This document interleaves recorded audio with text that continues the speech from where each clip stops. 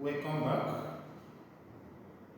This is just a continuation of the first class of Maths 424, which is critical and review writing. In the first class, we were able to, examine the concept of criticism and the dimension of criticism, and what is expected of a scholar or a student who is going to critique a particular work of art. And we extensively, digest or discuss the issue of criticism. In this class, we'll be looking at the concept of critical thinking.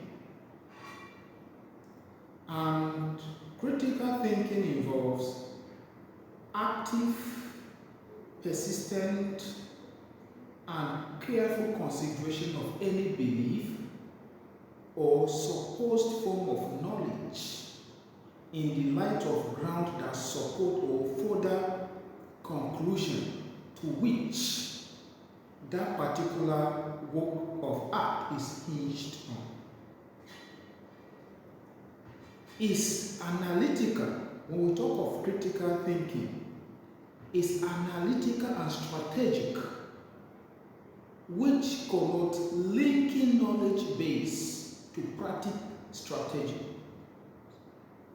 It involves linking knowledge bases to practical strategies, which means critical thinking is a process by which we use our knowledge and intelligence to effectively arrive at the most reasonable and justifiable position on a particular subject matter. Critical thinking is not just a mere looking at a work of art, but it connotes subjecting that particular work of art or that particular piece into mental work by critically looking at it, assessing and evaluating that particular work of art. And what are the requirements for effective critical thinking? Since critical thinking has to do with mental ability, there are requirements which the person that is critiquing a particular work of art should be able to, adapt. Number one requirement is analysis.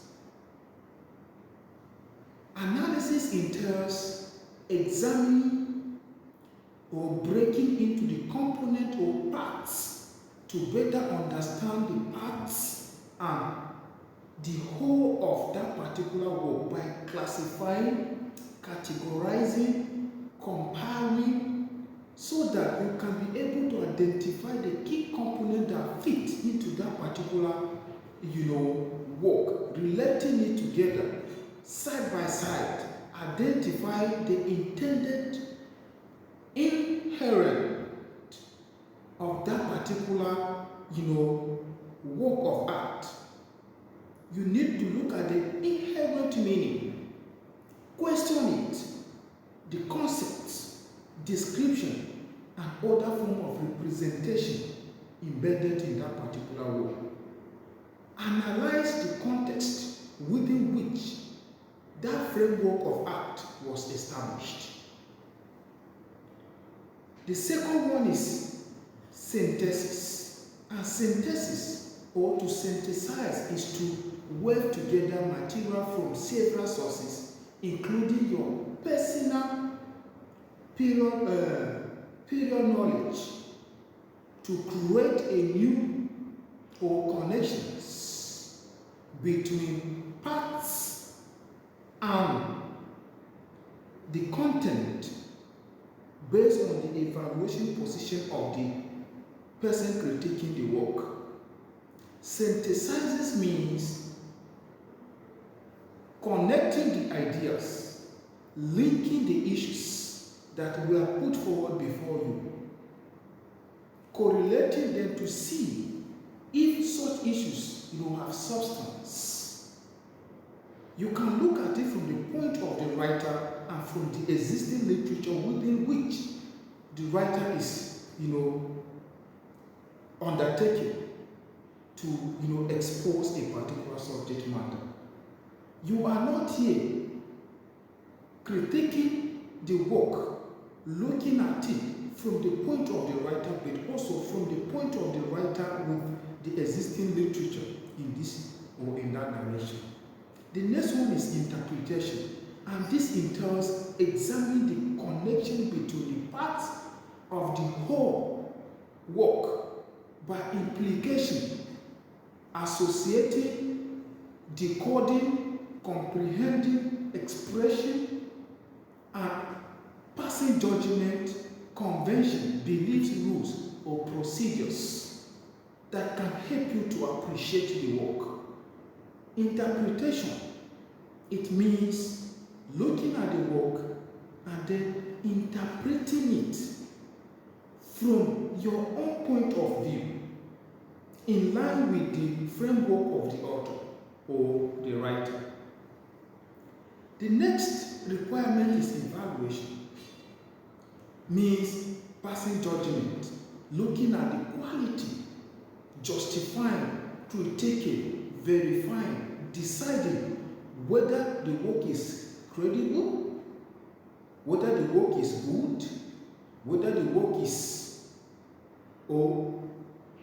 substantially important, or it meets the demands of what is expected from the audience. You evaluate, you assess, you appraise a particular work of art to know whether it is good enough for audience to take one or two things home. So that is what evaluation entails in critical thinking. Assessing a particular content, looking at the credibility and the substance of that particular piece. Another requirement is inference. When you look at inference, it's seeking to understand what is suggested or implied. It also identifying elements that are needed to rationalize a particular conclusion that is drawn from a particular hypothesis. It deals with drawing relevant conclusion and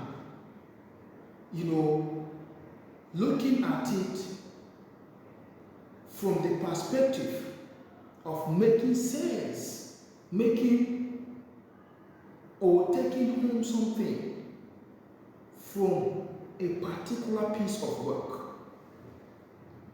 The next requirement is explanation. A critical-minded fellow should be able to explain. The beauty of reviewing is what? Explanation. Why are things appears the way they are? Why is this putting in this way and not that way? You should be able to explain what it means, what it takes for a writer to be able to come up with his own argument or view on a particular subject matter. Another requirement is self-evaluation. As a critical-minded person, you should be able to evaluate yourself. This means consciously applying skills of analysis and evaluation to your own inferior judgment with a view to questioning, confirming, validating, or correcting someone's work based on the result that is assessed or that can be seen in that work. So, critical thinking involves both reading, writing, and then coming up with a final judgment on a particular piece of work or on a particular work of art. For example, music, dance, drama. When you look at it, what did you draw from it? Hence, critical thinking is fundamental. It is important. Thank you.